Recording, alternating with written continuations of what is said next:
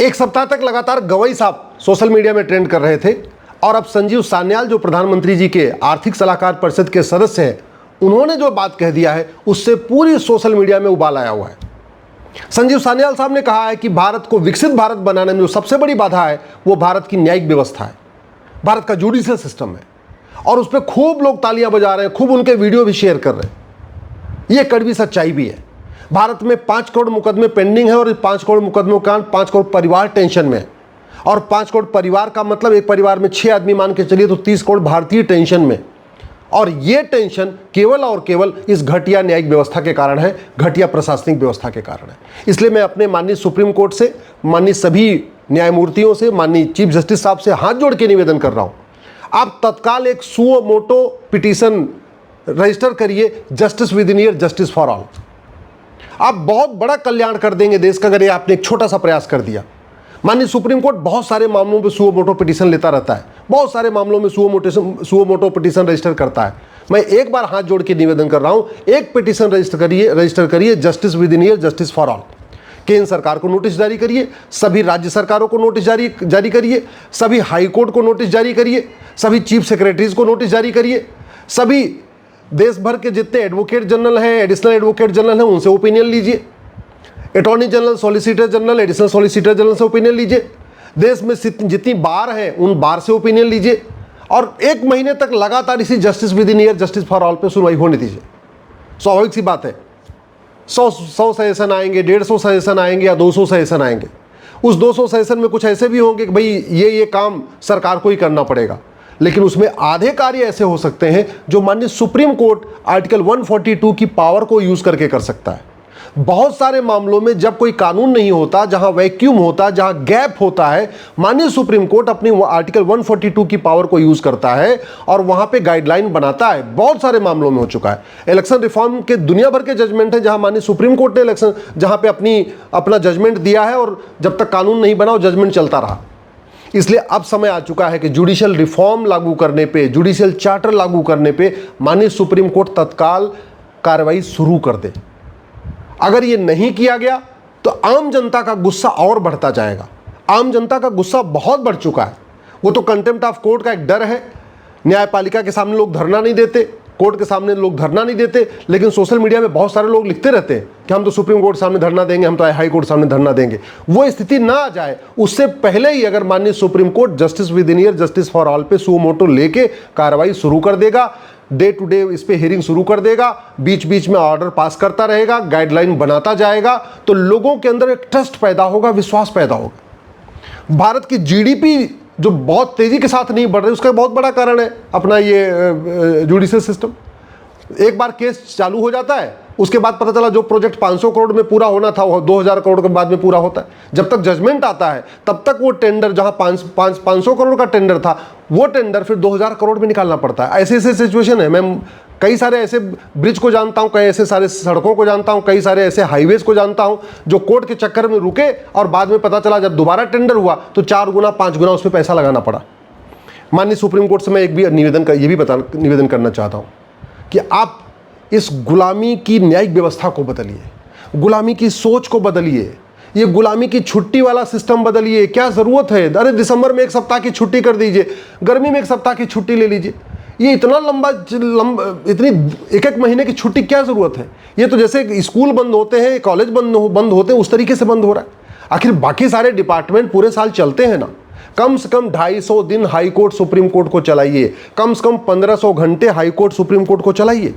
गुलामी की भाषा कोई इतनी ढोना कोई मजबूरी है क्या?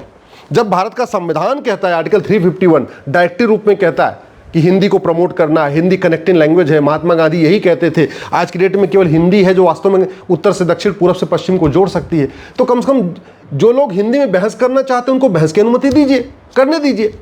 और वैसे भी सुप्रीम कोर्ट के अगर 34 जज हिंदी नहीं सीख सकते और चाहते हैं कि पूरा भारत अंग्रेजी सीख ले, ये मुझे लगता है नाइंसाफ़ी हो रही है। ये अंग्रेजी सोच और अंग्रेजी की जो सुपीरियरिटी कॉम्प्लेक्स है इसको ठीक करने की ज़रूरत है। हिंदी बोलने वाले उतने बुद्धिमान होते हैं जितना अंग्रेजी बोलने वाले होते हैं। कई मामले में तो मैंने देखा है हिंदी बोलने वाले ज़्यादा बुद्धिमान होते हैं, बस उनको अंग्रेजी नहीं आती इसलिए उनको कम बुद्धिमान समझा जाता है।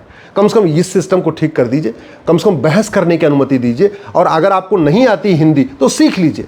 आपके लिए हिंदी सीखना बहुत आसान है, आपको तो घर में लोग आके हिंदी सिखा देंगे, लेकिन पूरे भारत को अंग्रेजी सीखने के लिए मजबूर मत करिए। गुलामी का ड्रेस भी बदल दीजिए। ये काला लबादा, काला गाउन गर्मी के महीने में ऐसी की तैसी हो जाती है। सुप्रीम कोर्ट में तो अच्छा एसी चलता रहता है, कोई दिक्कत नहीं है, ना वकील को दिक्कत है ना जज को दिक्कत है। लेकिन हाई कोर्ट में भी चलो मामला चल जाता है, वहाँ पे एसी लगा हुआ है। डिस्ट्रिक्ट कोर्ट का बहुत बुरा हाल है।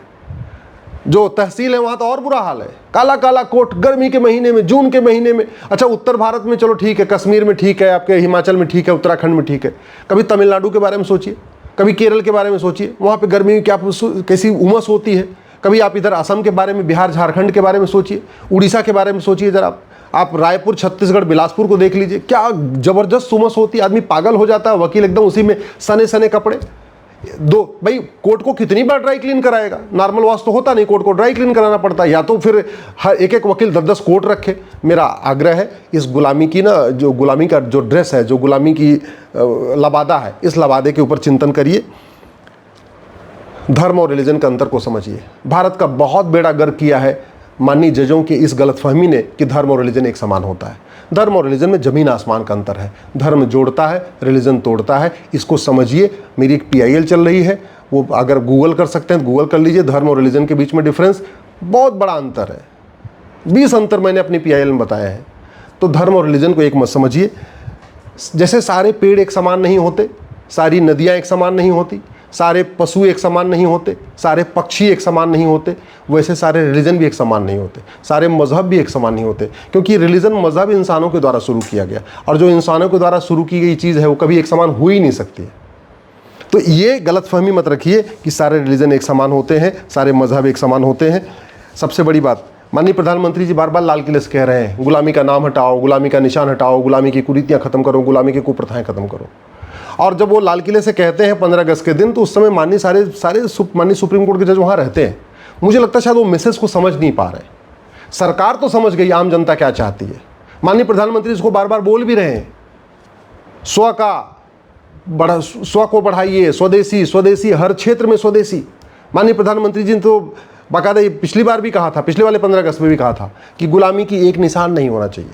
शायद हमारे माननीय सुप्रीम कोर्ट के जज इस बात को समझ नहीं पा रहे हैं कि जनता क्या चाहती है। सरकार समझ गई जनता क्या चाहती है, लेकिन माननीय सुप्रीम कोर्ट के जज अभी तक समझ नहीं पाए जनता चाहती क्या है। तो कम से कम ये स्वदेशी सिस्टम को अब आगे बढ़ाइए। हमारे देश में जुडिशल सिस्टम जो था वो जस्टिस विद इन आवर था, 1 घंटे के अंदर फैसला होता था। जस्टिस विद इन डे था, 1 दिन के अंदर फैसला होता था। जस्टिस विद इन वीक था, 1 सप्ताह के अंदर फैसला होता था। जस्टिस विद इन मंथ बहुत रेयर केस होते थे जो महीने भर चलते थे। महीने भर ज़्यादा कोई केस चला ही नहीं, न छत्रपति शिवाजी महाराज के समय, न राजा विक्रमादित्य के समय, न रानी अहिल्याबाई होलकर के समय कोई भी केस 1 महीने से ज़्यादा नहीं चला। क्यों नहीं चला? क्योंकि उस समय झूठ बहुत गंभीर अपराध था, और आज की डेट में झूठ बोलने को फ्रीडम ऑफ स्पीच बना रखा है। आर्टिकल 19 के अंतर्गत इसको फ्रीडम ऑफ स्पीच दिया है। तो ये कम से कम गलत व्याख्या जो संविधान की हो रही है, माननीय सुप्रीम कोर्ट को इसको ठीक करना पड़ेगा। भारत का संविधान सच बोलने का अधिकार देता है, झूठ बोलने का अधिकार नहीं। भारत का संविधान फ्रीडम ऑफ स्पीच देता है, फ्रीडम ऑफ हेट स्पीच नहीं। आर्टिकल 25 फ्रीडम ऑफ रिलीजन देता है, फ्रीडम ऑफ कन्वर्जन नहीं। ऐसे जो बहुत सारे विषय हैं, शायद इस पर कहीं ना कहीं गलतफहमी है। मानवाधिकार मानव का होता है, दानव का नहीं।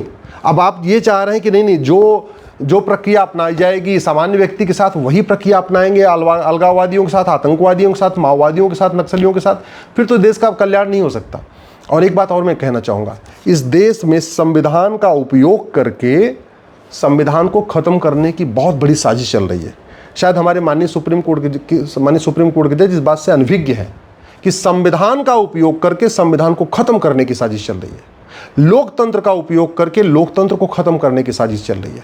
सेकुलरिज्म का उपयोग करके इस भारत में हिंदू धर्म को, सनातन धर्म को खत्म करने की साजिश चल रही है। सेकुलरिज्म का उपयोग करके फ्रीडम ऑफ स्पीच के नाम पे भारत में फ्रीडम ऑफ हेट स्पीच हो रहा है। भारत में फ्रीडम ऑफ रिलीजन के नाम पे फ्रीडम ऑफ कन्वर्जन चल रहा है। माइनॉरिटी जो शब्द आया था, उस माइनॉरिटी के नाम पे यहाँ अपीजमेंट चल रहा है। अगर इसको माननीय सुप्रीम कोर्ट नहीं रोकेगा, फिर कौन रोकेगा? सरकार कुछ कानून बनाएगी, यहाँ आएगी, फिर व्याख्या गलत हो जाएगी। तो सबसे पहले माननीय सुप्रीम कोर्ट को समझना पड़ेगा ये भारत का संविधान कब तक है। अगर आपको लगता है कि नहीं सब जो कुछ भारत में अच्छा चल रहा है संविधान के कारण चल रहा है, तो शायद आप गलतफहमी में हैं। जो कुछ अच्छा चल रहा है उसके दूसरे कारण है, क्योंकि पाकिस्तान में संविधान काम नहीं करता, बांग्लादेश में संविधान नहीं काम करता, अफगानिस्तान में संविधान काम नहीं करता, भारत के 9 राज्यों में जहां हिंदू खत्म हो गए वहां भी संविधान काम नहीं करता, भारत के 800 जिलों में से 200 जिलों में जहां हिंदू खत्म हो गए वहां भी संविधान काम नहीं करता, भारत के 6000 तहसीलों में से 1500 तहसीलों में जहां हिंदू खत्म हो गए वहां भी संविधान काम नहीं करता। और एक बात और मैं कहना चाहूँगा, भारत की 50% समस्याएं ठीक हो जाएंगी अगर justice with in year, justice for all हो जाए।